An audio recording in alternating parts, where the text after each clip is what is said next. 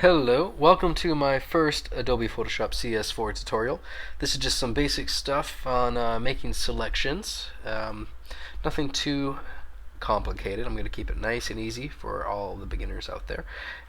Basically, I'm gearing these lessons more towards teachers, high school people, anybody who's looking for a little bit of help in their classroom and cool ways to make their handouts or presentations look a little bit neater.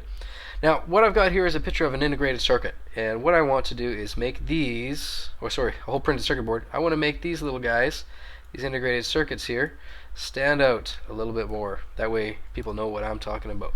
So what I'm going to do first is take a look over here at the toolbar. This toolbar's got a whole bunch of different tools in it. We're only going to use a couple of these today. First one over here in this little dotted square is called the rectangular marquee. Now, it may not always look like a rectangle or a square in there. It may have a little circle or a row thing here. Now, what you can do here to select a new tool in case you're confused is click and hold on that icon and keep your mouse held down and pick the one you want. Now, if you notice here also beside it, there's a little letter M.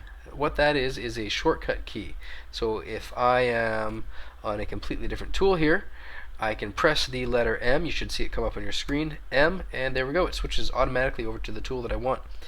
If you don't feel like picking the square on there with your mouse, you can actually hold down the Shift button and M, and it will scroll through the different tools underneath that toolbar. So now we have a square or rectangle. So what we're going to do is click and drag, highlight over these. If you want to select more than one of these at a time, hold down your Shift button and you should see a little plus sign appear next to your cursor. So hold that down. We're going to highlight each of these integrated circuits. 1, 2, 3, whoops, and 4. Hold down your space bar to bring up your hand, and that will allow you to move that around. Okay, back to normal. Let's zoom out a little bit here. So what I want to do with that is copy and paste those to a new layer. So on a Mac you press Command C, that's your shortcut. On a PC you press Control C for copy, or if you're not quite sure about that, go to Edit and Copy up here at the top.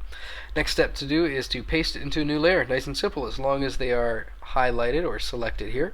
Just press Command V on a Mac, Control V on a PC, and it should paste right over here into a new layers palette, or again, Edit, Paste.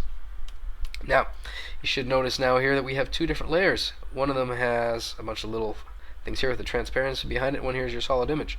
If you press the eye, that turns it off. You no longer see it. You've got your eye closed. Bring it back and we can see what's going on. Now, the reason I've done that is because I want to do some non-destructive editing to the layer below it. What I'm going to be using is an adjustment curve. So we go down here to the Adjustment Layers tool. Just click that. And we're going to find what we want. We want curves. What curves do is one of my favorite little tools for adjusting the mid, low, and high in a picture. So if you see here, if I click and drag that line all the way up, makes it really bright. Bring it down to the bottom, it's really dark now. That looks stupid, so we're just going to kind of go a little bit darker there. Now, one thing we can also do here, if you want to have some fun, we can turn the background black and white so it takes less color away from here. So we can go here and take a look at some different tools.